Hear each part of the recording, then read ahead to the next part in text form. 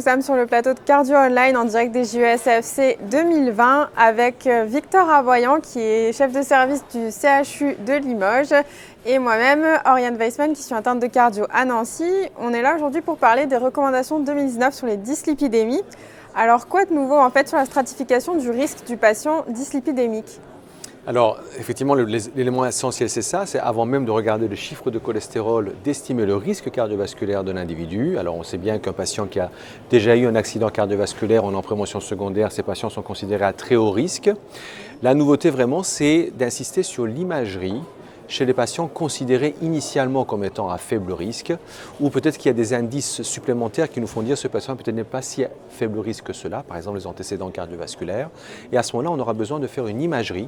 Ça peut être l'imagerie par ultrason au niveau des vaisseaux périphériques, carotide, fémorale. Et ce n'est pas juste pour trouver une petite plaque à l'âge de 60 ans, c'est vraiment un athérome diffus ou avec des sténoses qui permettent de nous dire attention, ce patient a finalement un risque aussi important qu'un patient qui a déjà fait un événement cardiovasculaire.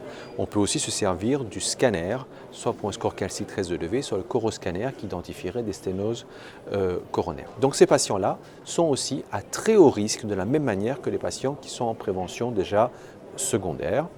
D'autres situations, un patient diabétique avec 3 facteurs de risque ou un patient qui a déjà une atteinte d'organes cibles, néphropathie, neuropathie, tous ces patients sont considérés à très haut risque et donc on va avoir à ce moment-là des objectifs de cholestérol beaucoup plus stricts. Et donc ces objectifs ont été revus à la baisse justement dans ces recommandations ? Absolument, parce que les méta-analyses montrent bien que plus bas on peut descendre le taux de LDL cholestérol, plus bas va être le niveau de risque cardiovasculaire sans qu'il y ait d'effets secondaires qui puissent mettre en danger le patient. Et donc c'est pour ça qu'aujourd'hui, le seuil du LDL cholestérol qui dans les recommandations précédentes était à 0,70 g par litre est maintenant diminué à 0,55. Donc le challenge est encore plus important et même à un moment donné, les recommandations précisent que si un patient est déjà sous statine avec un cholestérol contrôlé et il a encore un événement cardiovasculaire dans les 2 ans qui viennent, on peut aller jusqu'à 0,40 à ce niveau-là. Pas seulement le seuil, mais également une diminution d'au moins 50% du taux de LDL cholestérol. Les recommandations préalables disaient on diminue à un seuil ou on baisse de 50%. Aujourd'hui, un patient, c'est-à-dire qu'on doit non seulement être sous 0,55, mais également avoir diminué 50%. Pourquoi ? Parce qu'il y a des patients qui peuvent très bien avoir fait un infarctus avec un LDL à 0,8 et les descendre à 0,55 ne diminue pas assez le risque cardiovasculaire. Il faut aller à 0,40 pour répondre aux 2 critères, 50% et 0,55. Et donc comment fait-on pour augmenter l'intensité du traitement hypolipémiant ? Alors la stratégie est toujours la même. En premier lieu, il faut toujours aller aux doses maximales de statine, dose tolérée bien évidemment. Et donc ce n'est qu'après qu'on va envisager d'ajouter. Alors je dis ça, j'insiste parce que je vois de plus en plus la stratégie de commencer à rajouter des médicaments alors même qu'on n'est pas à un maximum de statine. On commence par les statines à pleine dose et ensuite on a, alors dans les recommandations, les solutions pour renforcer, c'est ensuite les étimibes et ensuite les anti-PCSK9. En sachant qu'en France, bien évidemment, pour les anti-PCSK9, on a des difficultés actuellement pour pouvoir les prescrire larga manu, comme les essais post-infarctus montrent leur intérêt.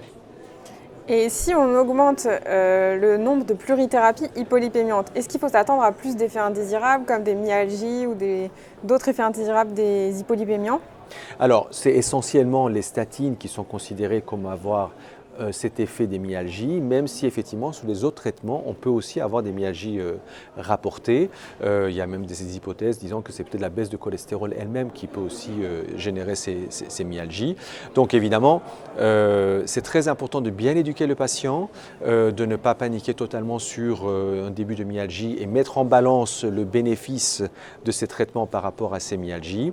Il faut aussi doser les CPK avant d'instaurer un traitement par les statines, mais on ne va pas systématiquement derrière doser les CPK à répétition, on ne va les doser que s'il y a une myalgie présente.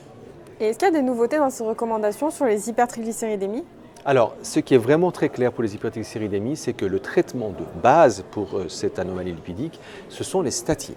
Donc on va commencer à prescrire les statines et ce n'est que si on n'arrive pas à baisser suffisamment le taux de triglycérides, au moins les diminuer au-dessous de 2 g par litre, qu'on aura la solution à ce moment-là, soit de mettre en plus des oméga 3, soit de proposer un traitement à base de fibrate.